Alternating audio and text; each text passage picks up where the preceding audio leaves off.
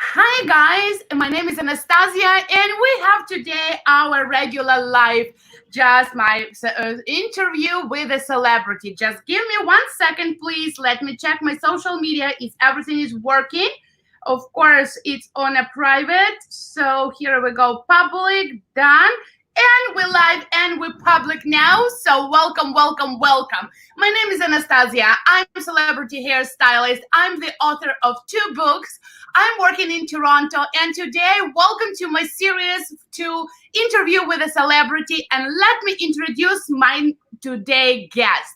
Today guest, we have Global Creative Director of z.one Concept Corporation. It is a company who produces my favorite milkshake. It is an ex-global director for the Rusk. Please welcome Gerard Caruso. Woo! Oh, thank you, Anastasia. Thank you. How are you? You look beautiful today. Thank you, Gerard. Thank you, and thank you for joining me on my live because I have something very interesting to discuss today with you. Since our clients, we're both working with clients, we're both hairdressers, we're both salon owners. Gerard actually located in New Jersey, New York. He's brilliant hairstylist, salon owner, and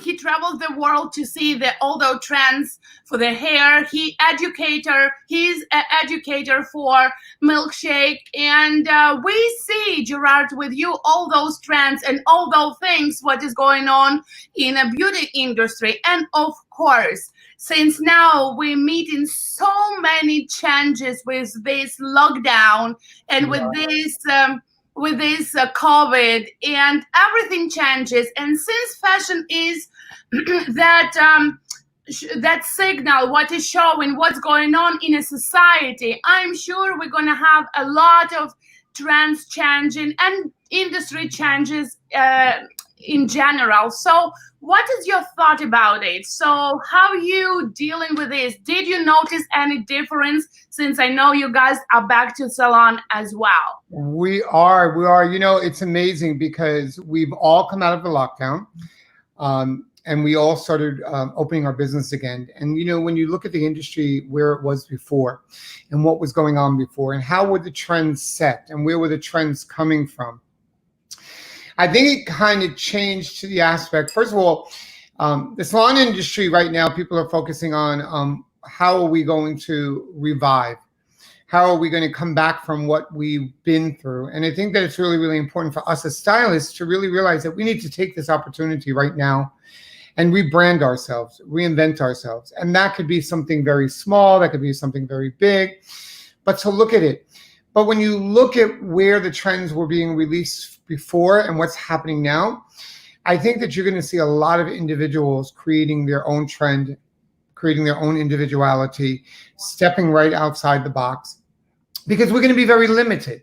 We're not going to have all these social gatherings that we had before, where we had social media, where we got together to visit Milan, Italy, going into New York City, going into Paris, and looking at what the designers are launching out and where were the trends going to be.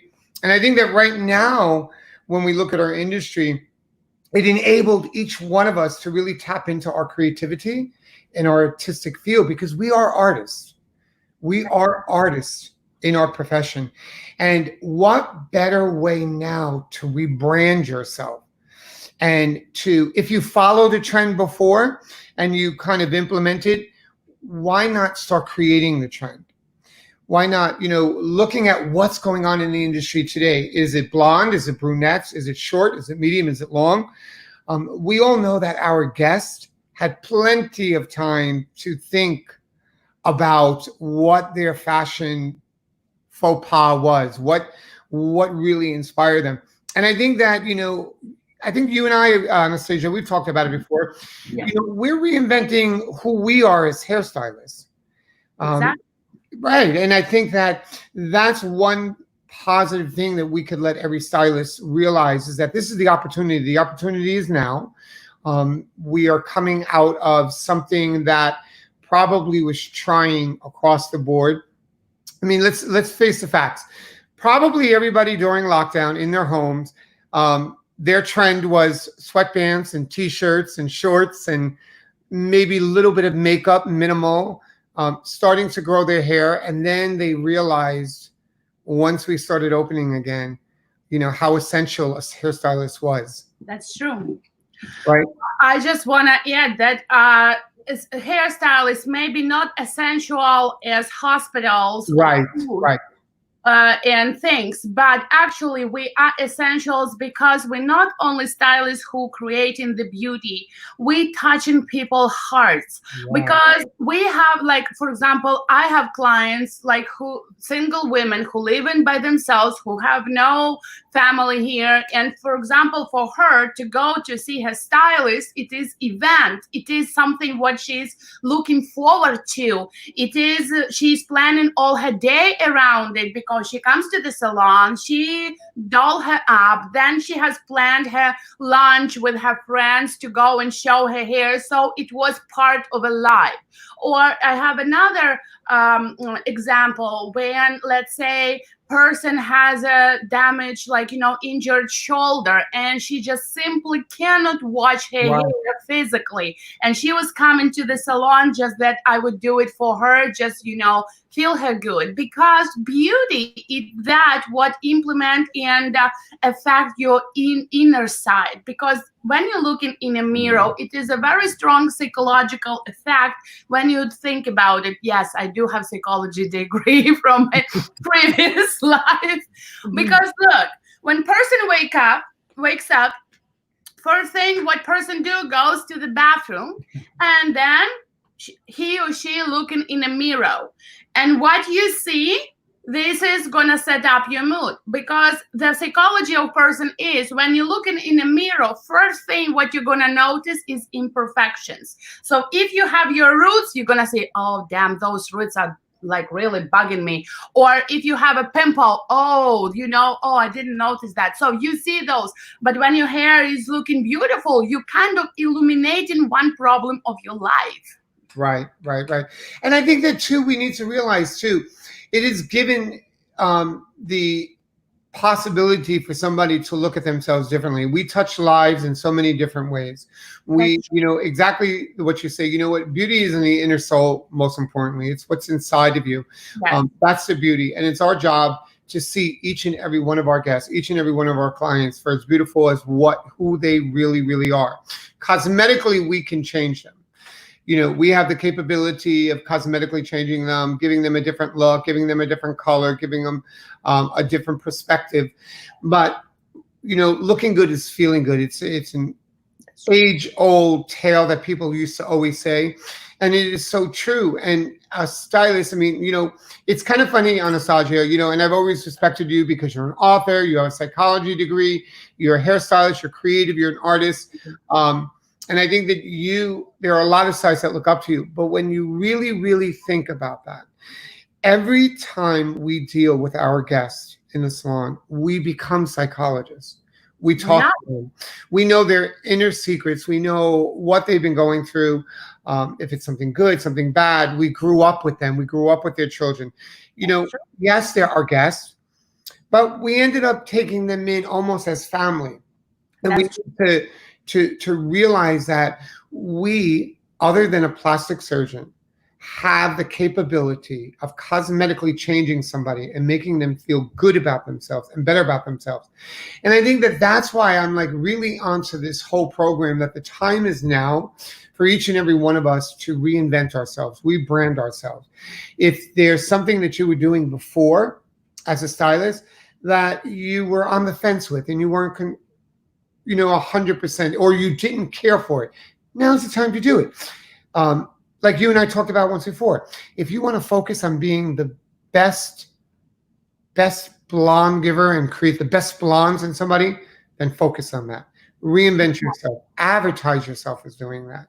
Because, trend and fashion is something that leads us to making ourselves feel good. That's true. We don't necessarily, well, first of all, let's identify a trend and a fad and a fashion, because a fad comes in and out. A fad is something that is, popular. People are starting to wear it. They like it. And then 6 months later, it leaves. But a trend is something that sticks with you. It's something that lasts a little bit longer.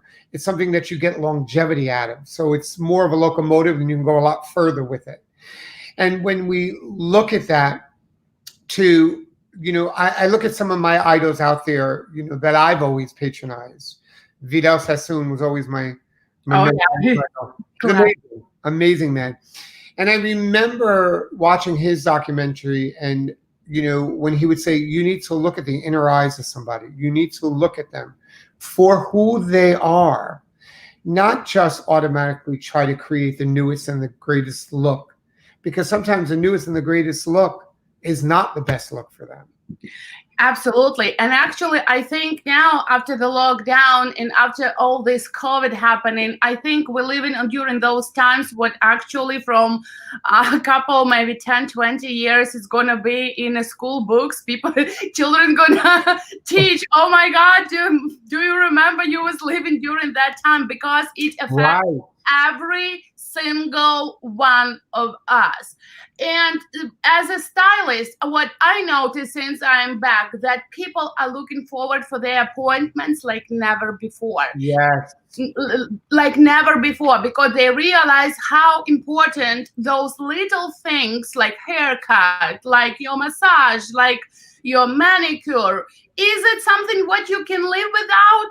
Absolutely. But is it really affects quality of your life? Oh, yes. Of course. Yeah. So, and people just looking forward to it. But I also noticed that our industry by itself is changing a lot because, and not to the positive thing. Actually, I find positive things. We're going to discuss it now. But what I'm saying with this COVID, and all those measurements and guidance done into the salon that, 6 feet apart and everything. A lot of salons was not ready for that. What means they need to remove some chairs. What means somebody losing their jobs. And those stylists going somewhere, actually nowhere. They need to reinvent themselves. That's why probably we're going to see a lot of mobile hairstylists soon, in my opinion. But a lot of people just going to quit because they're afraid or not feeling comfortable to deal with the public and to deal with people on a big amount of people like stylists do on every day and on a regular basis. So what your thought about it? I think that when we look at what happened out, there was a big fright for everybody. There was a big fright for all of us as stylists to go back and look at the new changes, and I hate that expression, the new normal, because is the new normal a new normal, or is it something that we let go and that probably should have refocused? And when we looked at all the businesses that were opening up and we saw that everything was going up, and we knew as stylists that we were probably the number one that was sanitizing every day. We are trained since school to do that. Right.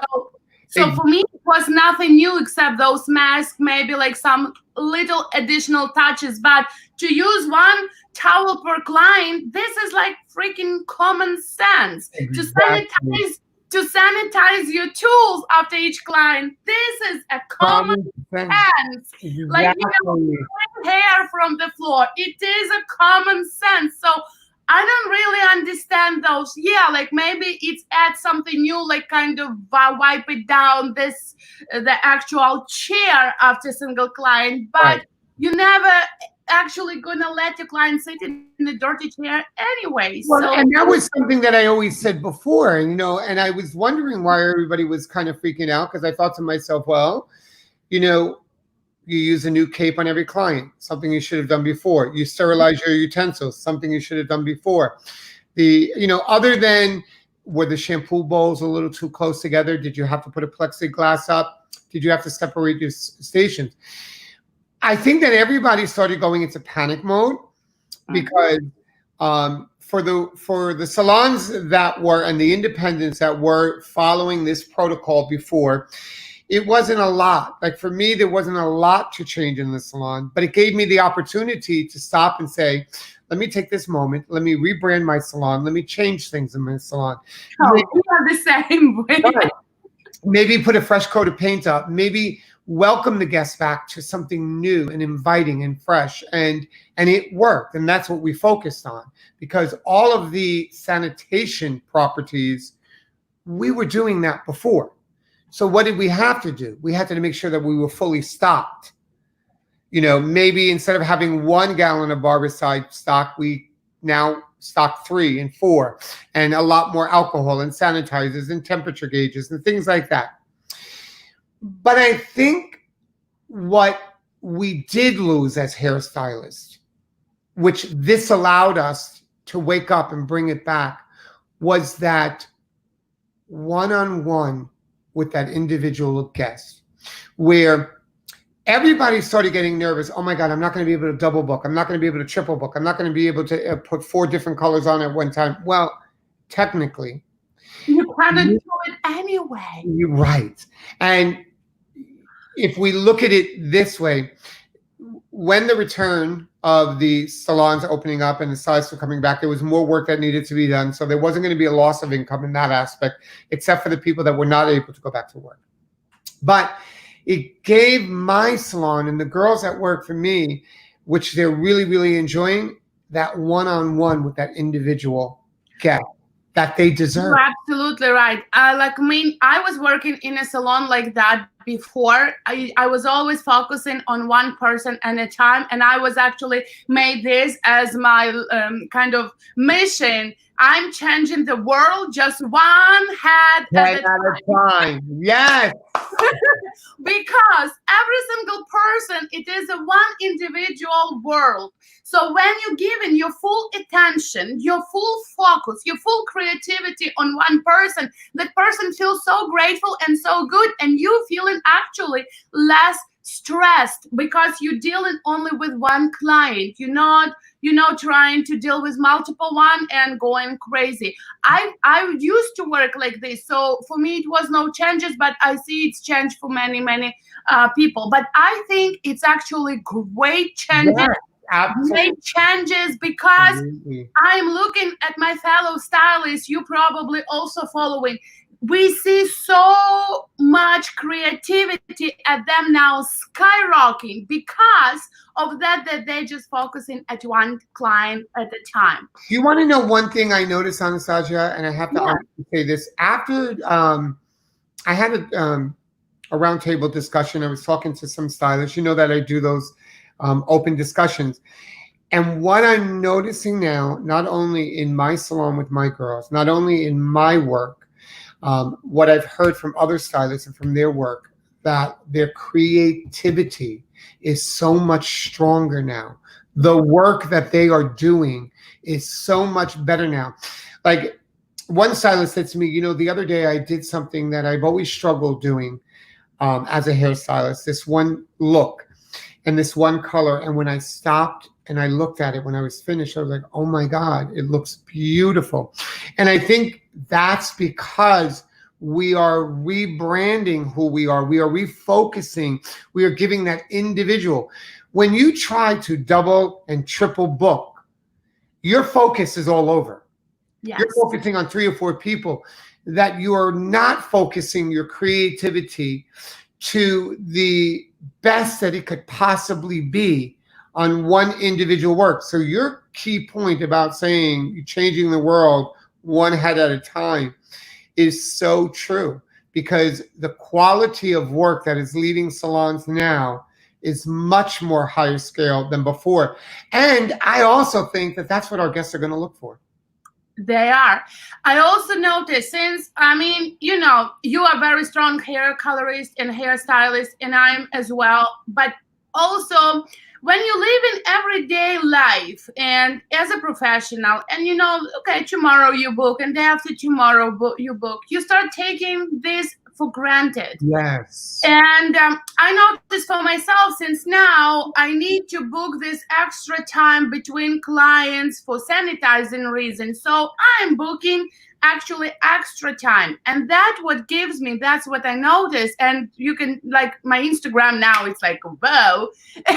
Because I have this extra time, I'm not in a rush. So we all know we can make a balayage in 2 hours, we can make it balayage in 4 hours, and but the look gonna be different. Right, exactly. Those details, those luxury new tones, those things, what, like, that's what is going to be different. And what I noticed, since I have this time, yes, I have a less clients, but it doesn't mean I have less money, because I'm spending more time, I'm doing better work, people see it and they don't mind paying and coming back for that better job. Well, I think it's also, Anastasia, when you think about this, like I said before, our guests are noticing it more now than before. It is funny, since we've been opened up 2 weeks now, and we've been operating. And of course, and I shared this with a lot of stylists, and I said to a lot of stylists, you must first take care of yourself first. That's in true. order to be able to do the best that you could be. For Gerard to do the best that Gerard could be, Gerard needs not to go into work at 7 o'clock in the morning until 11 o'clock at night. Because what's going to happen? I'm going to exhaust myself. I'm going to cram all my guests in it one or 2, 3 weeks. And then what's going to happen the rest of July and August? So if my motto was to the girls in the salon, business as usual. The only difference is we rebrand. We change who we are and who we are as individuals. But we always still continue to provide the best quality service that we could provide. We just have to focus and give the attention. And I've been getting a lot of calls now. All right. And I'm now booked out till August. Is it till August with everybody coming back from COVID? No. You know what is happening?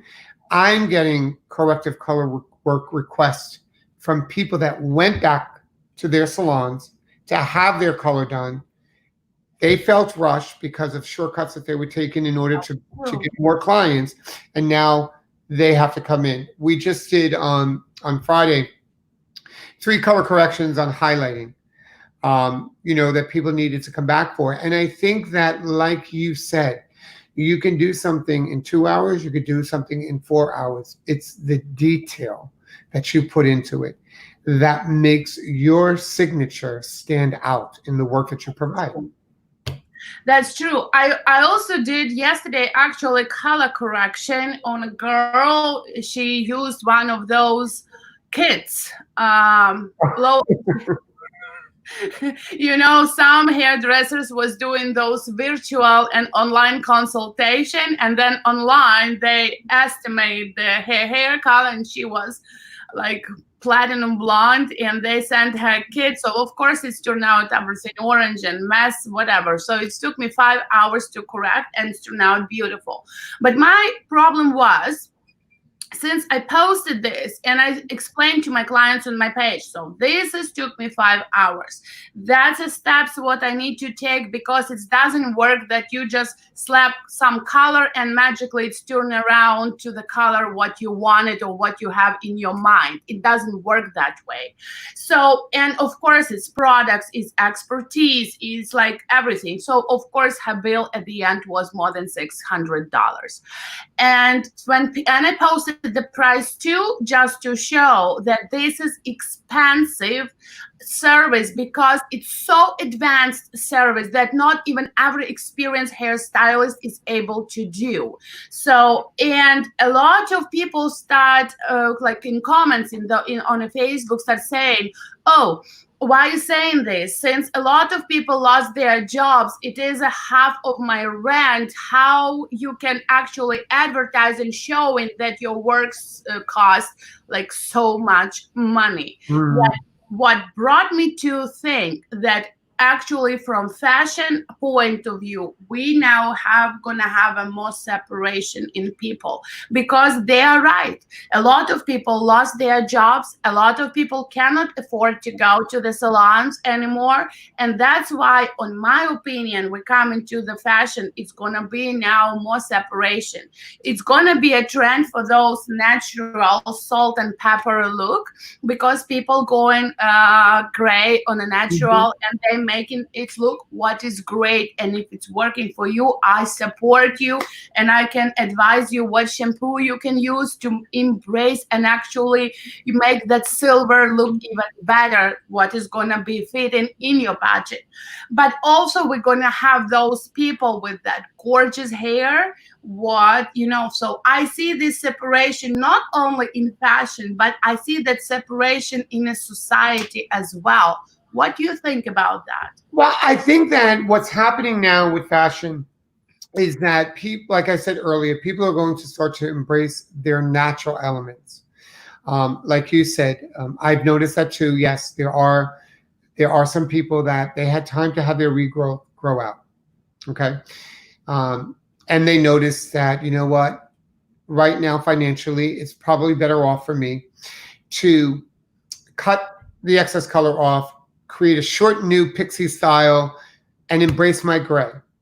Now, there's two ways to accept that. Okay. Is it going to be a new fashion trend, or is it going to be a more of a fad? And to be honest with you, it'll probably lean more towards a fad, because somebody who's been coloring their hair, somebody who's been coloring their hair for a while, is a client that wants that, because not everybody looks youthful with gray. There are some people that look beautiful with gray, and we have to realize that by embracing your natural gray, depending on the percentage of gray and the color of gray, because there's white gray, there's darker gray, and there's salt and pepper mixture. Okay. And it is a yellow gray and it is a silver gray. Right. We all can see this beautiful gray, and we all can see those kind of old gray, with the yellow undertones, which look not pretty at all. It's not appealing to everybody. So I look at that as more of a fad. People are going to start doing that, and they're going to do that, and you have to accept that, and you have to understand it, because if there's a financial situation above, or they feel, let me start to embrace the naturalness of who I represent.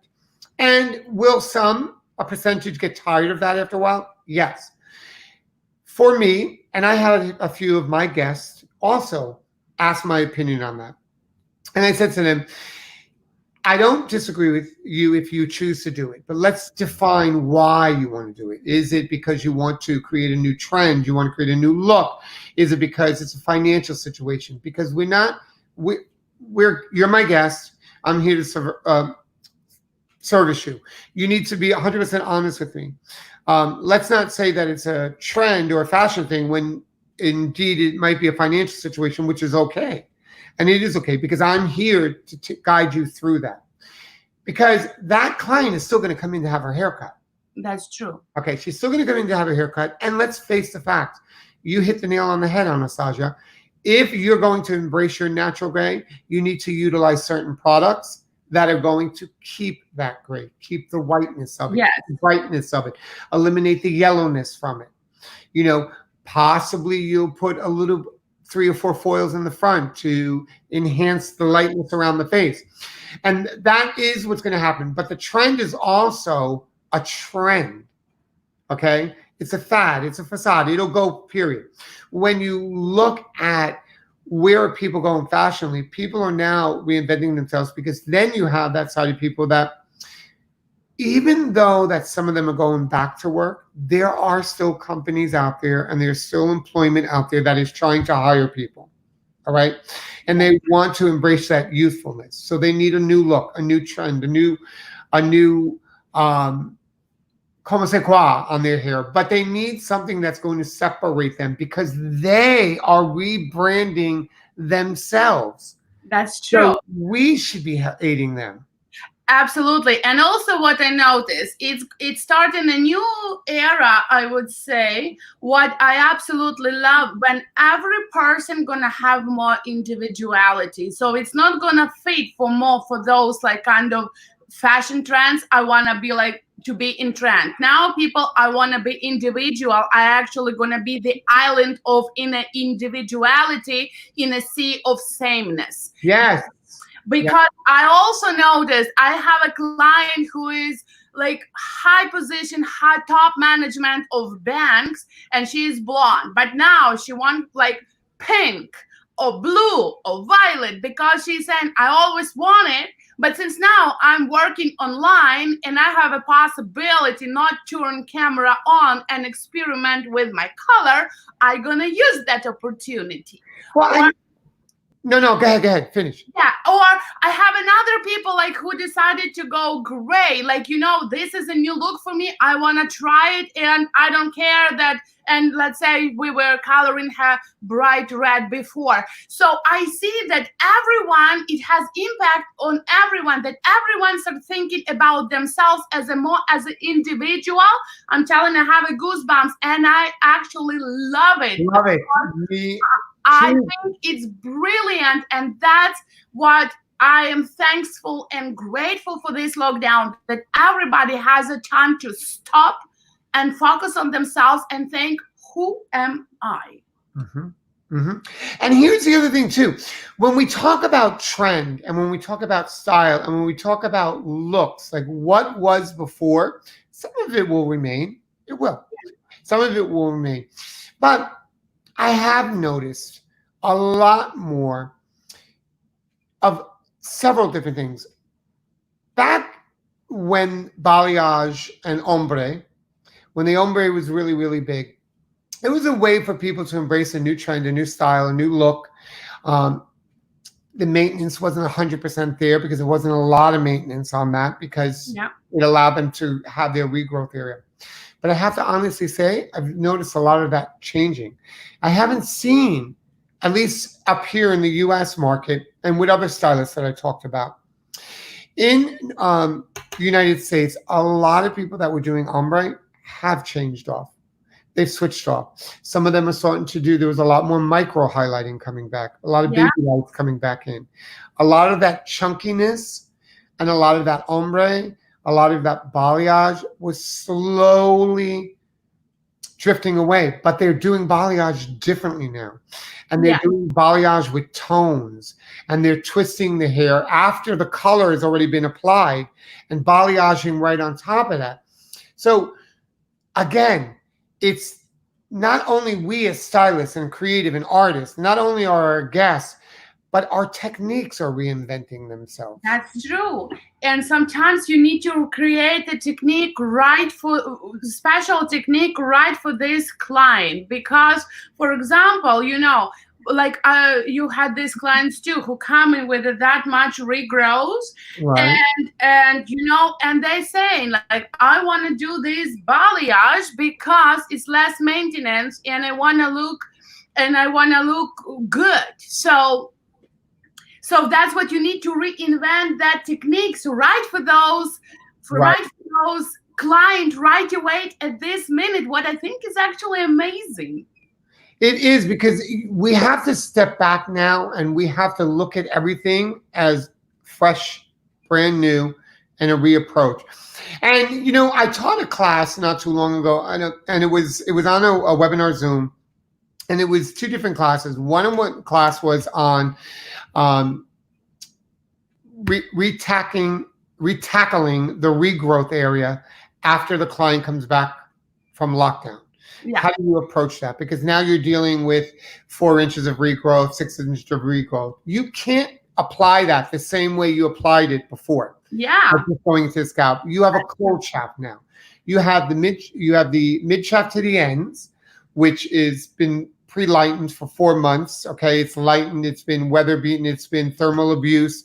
So that's really light. And then you have, that half an inch to an inch of regrowth area. And then after that, you have the cold shaft, I call, which is the rest of the darkness before it hits to the mid shaft and the ends.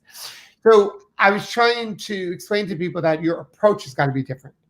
So not only are you giving the opportunity to reevaluate somebody and relook at them, it gives you an opportunity to look at them a little bit differently, maybe really take a good close look at their eyes and look at the inner circle, look at the pupil of the eye, because that tells you a whole story. Look at the complexion of their skin. And let's be honest, some of us lost weight on the lockdown, some of us gained weight on the lockdown. That's so true. We need to change to that. And that's, if I can share one thing with every stylist that is watching us, Anastasia, and you and I have talked about that, and we're good at that. We know how to do that. Evaluate that. Look at that. Because it will. And that's what I like, when you see your guests, stop treating them as, oh, I know this person, I know what I'm doing, go back to her formula and just do it as usual. Stop it right there. And use this time and look with a fresh eye and as a new person, because you never know what happened in that person's life, what person went through, and just treat her as a celebrity in your chair and do everything from a fresh start. I think it's brilliant, and that's actually for stylists. This is information probably more for stylists. Just kind of use that opportunity to show what you're capable of and what you're able to do and deliver to your guests. Absolutely, absolutely, because it's a new era right now. Will this go away anytime soon? Honestly, no. I don't think so. No, I don't think so. And then I say to myself, do I want what I have changed now to go away with that? No, I want everybody to be healthy. I want the COVID to go away. I want them to find a vaccine. I want them to be in control of that so that we can all enjoy our lives and be happy and healthy and not live in fear. But I don't want what that experience for the past 4 months have taught me to change, because I think it was a reawakening, even for myself. I'm always on the go. And like you, Anastasia, I know you're always on the go. Busy. We're always busy. We're doing a talk show. We're doing in salon. I'm doing, all right, now because of the COVID, I'm not traveling. I used to travel to LA to do celebrities. We used to be in New York doing Fashion Week, creating new trends, new looks. Now that's shifted. It has shifted a little bit.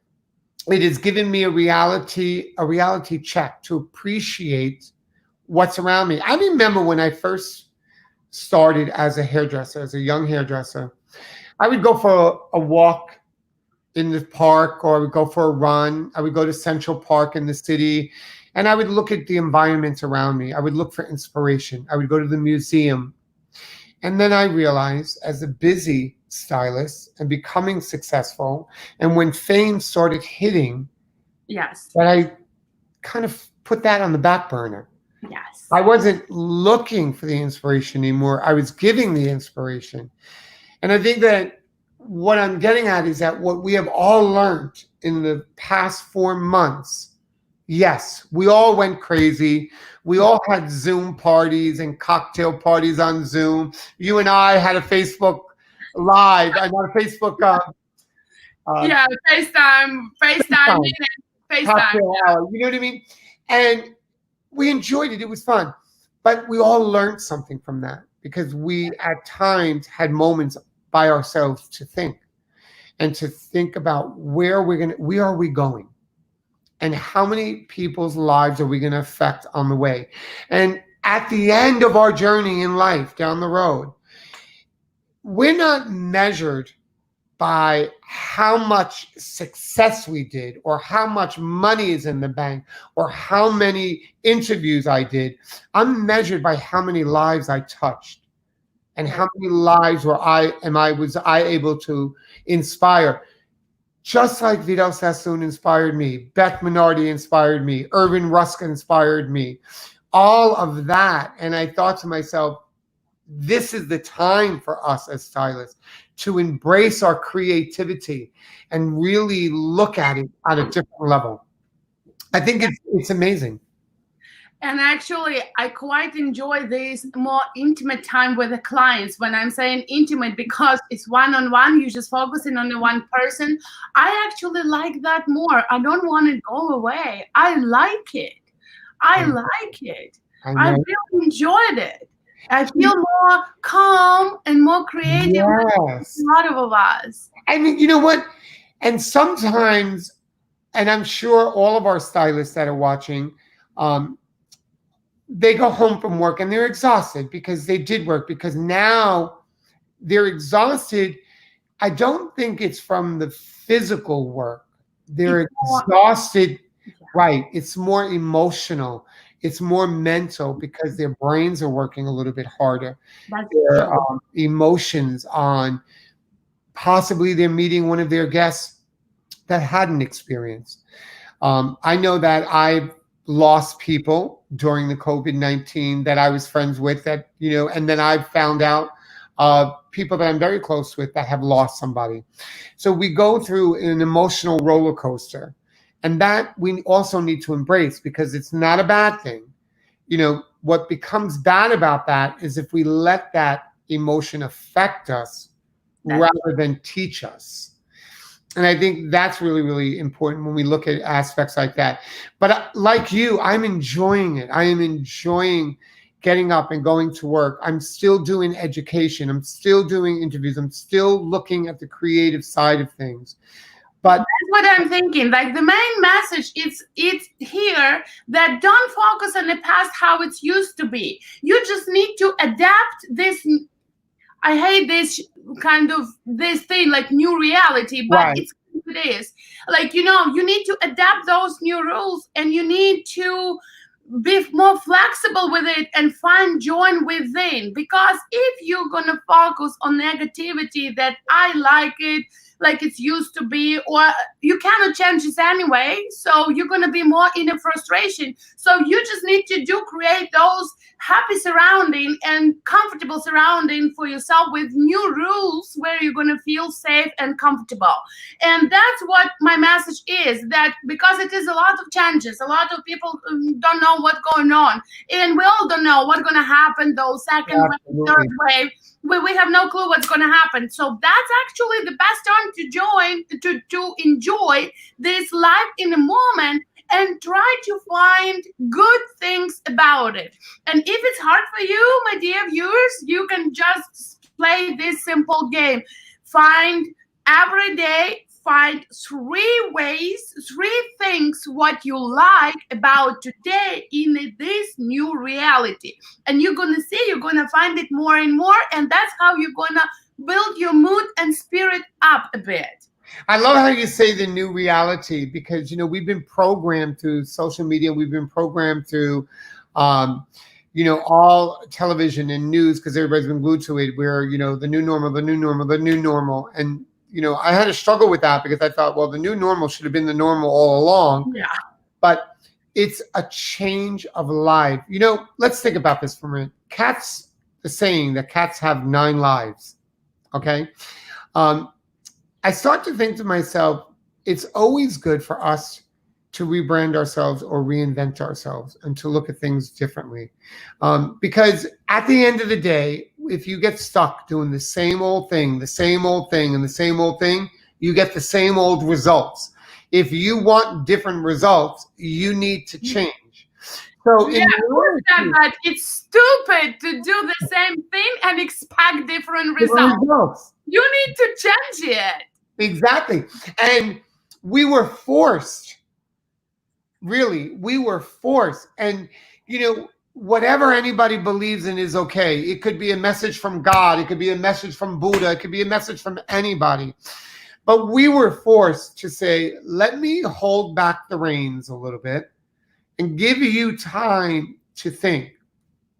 Yes, we are all in a world of financial status. Absolutely. I agree with that. And I know that we have to do things. So whether you're getting $600, to do hair, just because you and I may charge prices like that, we're not telling stylists that that's what they need to do. We're telling stylists that you need to focus on the work that you are doing, and you need to, at the end of the day, be compensated for what you provided. Don't take advantage of somebody. Don't get caught up in the financial part of it. Get caught up in the artistic part of it, the satisfaction.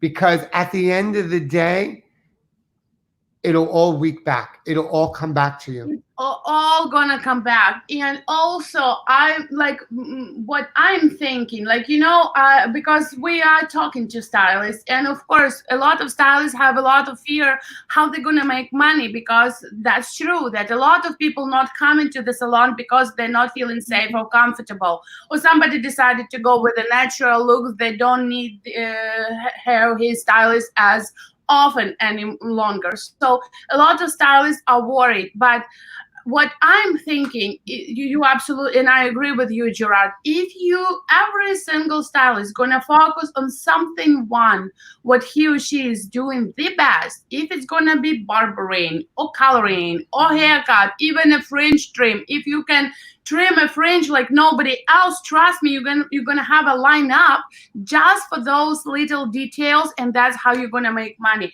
Don't focus on money first, because we also lost a lot of money as a hair salon owners because tremendous. We didn't know. Every day I was waking up and I didn't know if am I going to survive? Am I not? What's going to happen next? Do I need to close it? Do I need to change something? It was very stressful. But also when I'm back now, yes, I need to fill up that kind of financial hole what was created during that lockdown. But it's okay. I'm not worried. I'm just focusing on my client. And as you said, don't take advantage of it. Just focus on every single person and just think, if it would be me, how I could help that person and fit her or his needs the best. Right. Beauty point of view, from financial point of view, because we know our clients, or sometimes even we don't know. Sometimes people can tell you like, hey, I need something what's gonna last me long but look good because I have this problem, and we need to help person. And I think too that we all need to realize, listen, let's face the facts. You will lose people. You're going to lose people for whatever reasons. And let's face the facts. That also could be somebody that wanted to leave you before, but didn't have the courage to leave you before. And this opened the doors for them. But that's okay.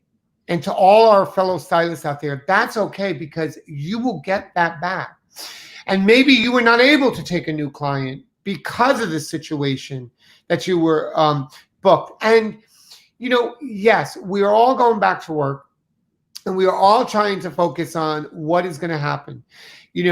We had a discussion one time. It was with 6 stylists, and I noticed in the middle of the discussion, everybody was so afraid on, oh my God, is it going to come back in September? This is going to come back in September.